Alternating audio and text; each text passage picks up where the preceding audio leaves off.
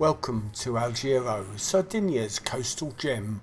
Wander the cobbled streets lined with medieval walls, discover charming Catalan squares, and soak up breathtaking Mediterranean views. From historic churches to vibrant local markets, Alghero tantalises all your senses. Let's explore.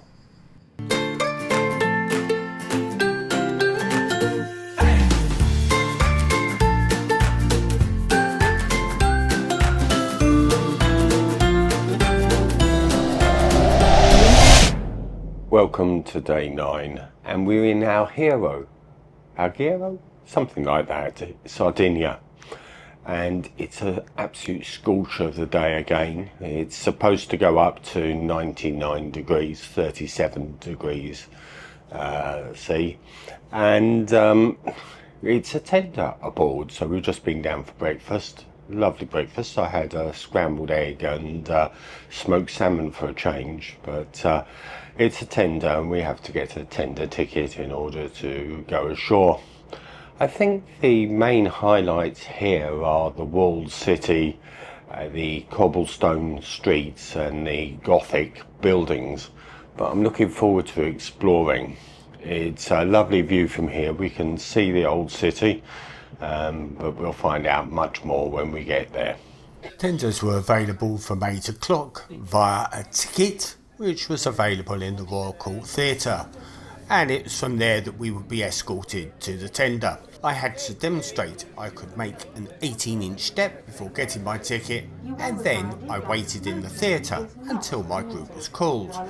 Despite arriving just after 8, we had to wait for around 45 minutes before any tender ticket was called. I assumed that this was to allow the cruise excursion guests to depart first, as all of a sudden 5 groups of tickets were all called at once. The highlight of Alghero is the ancient walled city with its cobblestone streets and limestone Catalan Gothic buildings. The tender drop-off point was a short walking distance to the entrance of the walled city. A lengthy promenade went around the seafront, and it was scattered with the odd tourist excursion hut and street vendors. I decided I'd make my way straight to the city and look around this area on my return. We've never been here before. Our research tells us that the walled city is the main tourist location, and it was founded by the Catalans in the 12th and 13th century. Apparently the city is a fusion of Catalan, Spanish and Italian influences that reflects its governments through the decades. Although Catalan heritage is predominant, it's a bit like Barcelona meets Sardinia. That was about the extent of what we'd managed to glean before we arrived here. A gap in the city walls led me up to these ruins, which I think are also further part of the city walls, but obviously have seen better days. So on this one, I'm going to just follow my nose and see what I find. I've made a mental note that I'm going to go up on the city walls because all of the information I've gleaned to date said that that's one of the popular things to do and gave good views overlooking the coast. But first of all, I need to work out how to do that. As I wandered through the narrow cobblestone streets, I suddenly emerged into a lively, buzzing piazza. Piazza Civica, the vibrant heart of Alghero's historic centre. This central square links the bustling harbour to the charming maze of the old town. It is surrounded by elegant palaces, boutique shops and inviting cafes, making it the perfect starting point to explore the city's rich history and culture. Here I found that I could buy some of the red coral that Alghero is famous for. Traditionally it was harvested from the Mediterranean, then used to make fine jewellery, religious items and decorative art. As I wandered up the main street of Alghero's old town, I couldn't miss the Cattedrale de Santa Maria Immacolata, the city's stunning cathedral dedicated to the Immaculate Conception. It's right in the heart of the historic centre. Step inside and there's a beautiful lofty interior with 3 naves separated by elegant Corinthian columns. The altars and chapels are richly decorated with paintings, sculptures and woodwork, and it shows off a mix of both Catalan simplicity and Italian Baroque artistry. Immediately your eye is drawn to the main altar at the heart of the cathedral. Crafted from white and a rich burgundy marble, it's an absolutely stunning centrepiece. It's raised high on marble steps, flanked by two Baroque lions that symbolise strength, courage and protection. On the altar are intricate carvings of angels, saints and ornamental details that create a magnificent depiction of the Immaculate Conception, honouring the cathedral's patron. There was no charge to visit. I just walked in off of the street and, like everyone else, explored the church, taking in the exquisite details, imagery and the elegant styling. Typically I found that churches and cathedrals require you to take any hats off, to remain respectful and only allow photography and videography when a service is not taking place, which seemed to be the case on this occasion. On the day I went, a historic organ filled the cathedral with music, which really brought the space to life.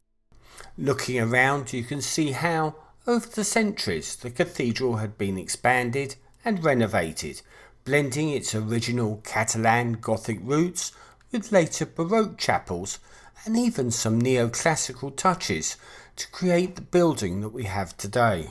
Outside, this lovely cat was basking itself in the sun before it decided that I was probably giving it a little bit too much attention and it dashed off. I spent some time exploring the area around the cathedral, taking in the architecture and the views before finally realising my goal, finding some steps that led up to the top of the city walls.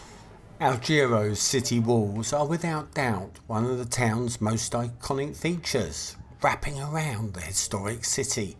From the ramparts, the views are breathtaking.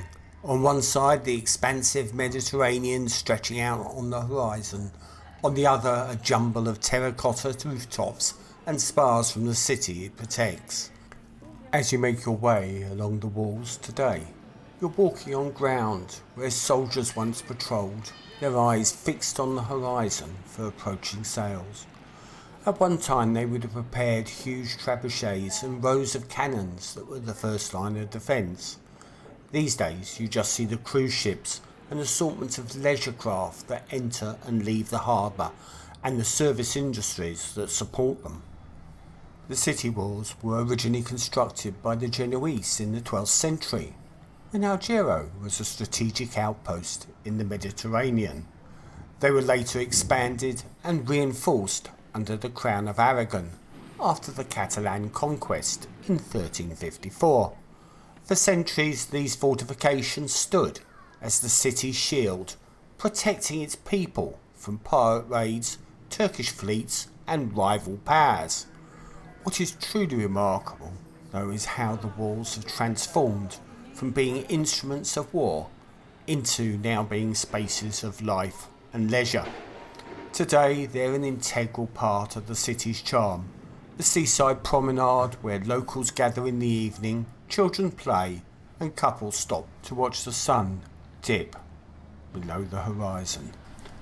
Cafes and restaurants are built right against the old stone, blending centuries of history with the easy rhythm of modern Sardinia life. The city walls delivered a fantastic yet quite strenuous stroll. On the day that I was here, it was very hot and there were no places to hide from the sun. However, I got some fantastic views of both the city and the Mediterranean, and I found it very useful to sort out my bearings in the city and to spot places to visit. It is amazing what a change of perspective offers. From the ramparts I spied a spa raised above the roofs, near where I had been wandering previously, but something I hadn't seen when I was there. So I decided to make my way back and investigate further. After all, it was sort of en route to where I wanted to end up, at the furthest end of the battlements. Well, when I got there, I realised I was now at the back of the cathedral that I had previously entered. the Cathedral di Santa Maria Immaculata.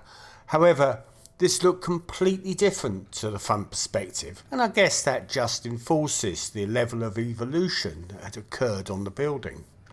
Strolling through the old town, there was so much to see and take in.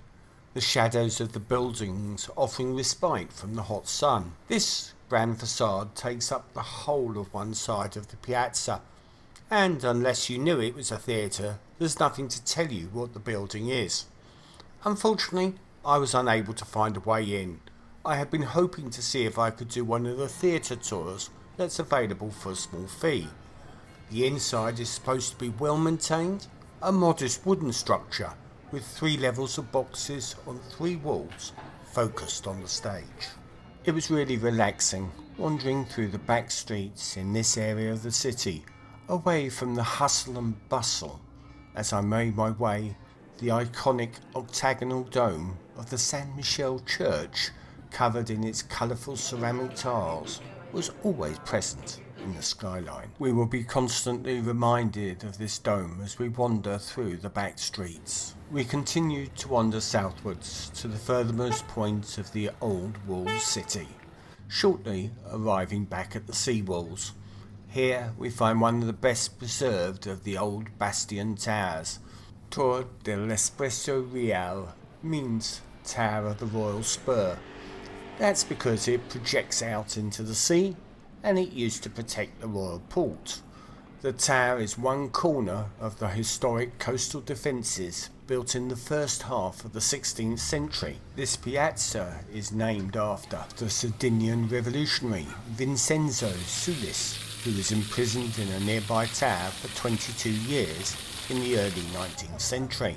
Off to one side of the piazza was a small market with a handful of stores selling a range of eclectic oddities, jewellery and other local wares. It was fun looking at what was on offer, and I did manage to resist the temptation to buy anything. The Crown of Aragon took control of Alghero. They transformed it into a fortified Catalan colony. Lo Quarta was built to house the Catalan garrisons, the soldiers stationed to protect the city. It included administrative buildings and officers' quarters, making it one of the really important parts of medieval Alghero. These days, though, it's been transformed into a cultural and artistic hub, hosting art exhibitions, cultural events, concerts and festivals.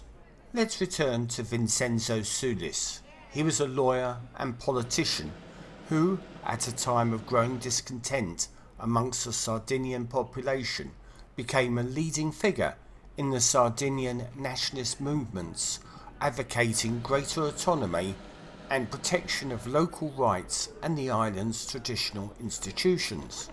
After a failed anti-government uprising aimed at reforming the administration of the island, he was incarcerated for 22 years in the Tower of St James, known locally as Tower Sullis, in remembrance. In these back streets you find loads of lovely little cafes where you can sit and either have something to eat or drink. Really nice. However, I'm going to make my way back towards the ship, and I don't think I'll actually get something to eat at this time. On my way back I came across the Church of St Francis. This was set in a more retail part of the city and looked quite interesting. There was a small admission fee, and they provided a short guide in English. You could also get bottled water at a really reasonable price, if I remember correctly, from a fridge located at one side of the original Friar's Well. This area was originally the refectory, then a cinema, and now a conference area. Here is the cloister, and it dates back to the 15th century. On the bottom floor there are 22 embellished sandstone columns. The columnade on the second floor was built later, in the 1700s. On the sandstone walls were a number of statues and plaques. Doors led off to various rooms. The entrance fee gave access to the ground floor and the crypt area, but more about that later. This room was next to the bell tower room, and it wasn't really clear what its purpose or function was. This is the bell tower room. where on display you will find examples of the robes that have been used by priests, ministers and the altar servers. There are antique books in display cases, as well as some more fragile items of clothing. One cabinet has an example of the twisted and elaborately decorated loaf, bread of spouses, which newlyweds receive to bless the couple. To one side as you come in, there is a small Gothic chapel with a statue of St. Francis receiving the stigmata. It echoes the design of the vaults you will see when we visit the church. So next we will go to the sacristy, where you will find an example of a unique cabinet. This is a rather valuable parator cabinet which is still used today to preserve and store sacred vestments used in celebrations. It was created by an unknown Sardinian carver in the early 18th century. In the late 14th century, friars and locals built the church. It was not very high, but it was well proportioned, with a 1 metre diameter rose window. That ancient facade was then incorporated into the church you see today, likely built in the second half of the 15th century. This was a reconstruction after the original church suffered partial collapse due to structural problems, which may be linked to the presence of underground aquifers. There then followed numerous conservation and restoration events which have allowed the structure to be consolidated, the star-shaped vault of the presbytery with its 18th century plasterwork to be rediscovered, and the extraordinary capitals of the Gothic columns to be highlighted. The main altar is multicolored marble, combining the colours into the ornamental panels. It was created by the sculptor Giovanni Battista Franco at the end of the 18th century. The central nave has a barrel vault with lunettes, and the side naves have cross vaults. The chapels are one of the most distinctive later additions. They are ornate, emotional and deeply expressive, in contrast to the church's earlier Gothic simplicity. They contain 18th century Baroque wooden altars, usually walnut or chestnut, that have been heavily gilded with elaborate carved surface detail. At the back of the church, the original pipe organ, now converted from bellows to electricity, and the chapel of the Eucharist, which has been reserved for recollection and prayer, with its modern tabernacle representing 4 of the Franciscan saints. At one side of the well room are the stairs that led down to Clare's crypt. This would originally have been the pantry for the convent, the well room being the convent's kitchen at that time. During restoration work in the 70s, the wooden statue of St. Clare was found and kept here, hence the name. Its artist is unknown. These days the crypt exhibits precious items kept by the friars. This church has been an interesting place to visit, a major historical and architectural landmark. It shows a seamless blend of Gothic Catalan roots, Renaissance reconstruction, and then the later Baroque interior enhancements, all incorporated into a Franciscan religious complex. I plan to explore the area near where the tender landed and see what else Alghero has to offer outside of the old city walls. Well, I hadn't expected this. My route led me past the cathedral again, where a wedding ceremony had just ended and photography was just completing. Now it's a Sardinian tradition for the wedding party to walk through the city, followed by family and musicians. Could see plenty of family and friends, though on this occasion the musicians seem to be absent. Near where the tenders land, this small park is one of several green public spaces in Alghero. I then did a quick explore of the area between the park and the old city to see what else I could find.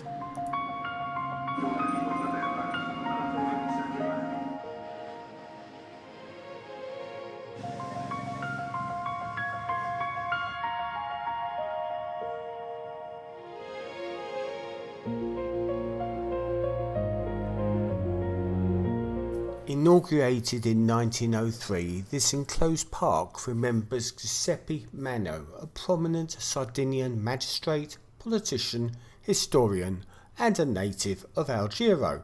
There was a long queue and wait for the tender boats, and the sun was absolutely baking. Cunard staff went along the queue, offering umbrellas to provide shade. That was really welcome. And drinks were also available, but only when you got to the front of the queue. It didn't take us long to get back onto the tender and then wend our way through the harbour back to the Queen Anne. I used that time to reflect on my time here. Alghero is a lovely old town, perfect for a half a day walking tour, although there is also a hop on, hop off tram ride which is available as well at a cost.